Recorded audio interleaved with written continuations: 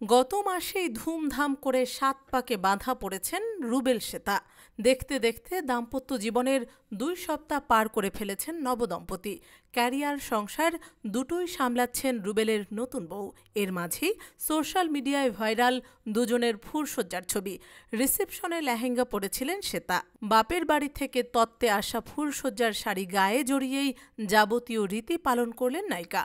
গলায় রজনীগন্ধার মালা, গায়ে জড়ানো মেরুন রঙা বেনারসি, ফুলে সাজানো বিছানায় বসে লাজে রাঙা নায়িকা।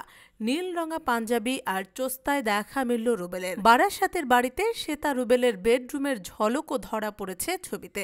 এদিন বরের মুখে দুধের গ্লাস ধরলেন শ্বেতা। পরস্পরকে করালেন মিষ্টিমুখও। ফুলশয্যার রাতে শ্বেতাকে বিশেষ উপহারও দিয়েছিলেন রুবেল। জানেন সেটি কি? ফুলশয্যার রাতে রুবেল শ্বেতাকে একটি সোনার আংটি উপহার দিয়েছেন। এভিল আইয়ের নকশা কাটা রয়েছে সেই আংটিতে। বাঁ হাতের তর্জনীতে সেই আংটি পরে রয়েছেন শ্বেতা। শ্বেতার অনেক দিনের ইচ্ছে ছিল এই আংটি কেনবার। ফুলশয্যার রাতে তার স্বাদ পূরণ করেছেন রুবেল। বিয়ে নিয়ে একদিকে যেমন প্রচুর ভালোবাসা পেয়েছেন, তেমন কেউ কেউ ট্রোল করতেও ছাড়েননি। সে তার সাফ কথা, সব নৌকায় পা দিয়ে চলা যায় না, সকলকে সন্তুষ্ট করেও চলা যায় না।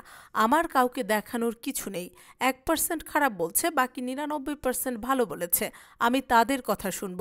যমুনা ঢাকির সেটে একে অপরের প্রেমে পড়েছিলেন রুবেল ও শ্বেতা। যদিও একে অপরকে চিনতেন সেই ক্লাস 7 থেকে, একসঙ্গে নাচ শিখতেন। 2 বছরের প্রেম পেয়েছে পরিণতি। আপাতত মধুচন্দ্রিমায় যাওয়ার সময় নেই। শুটিং নিয়েই ব্যস্ত নবদম্পতি।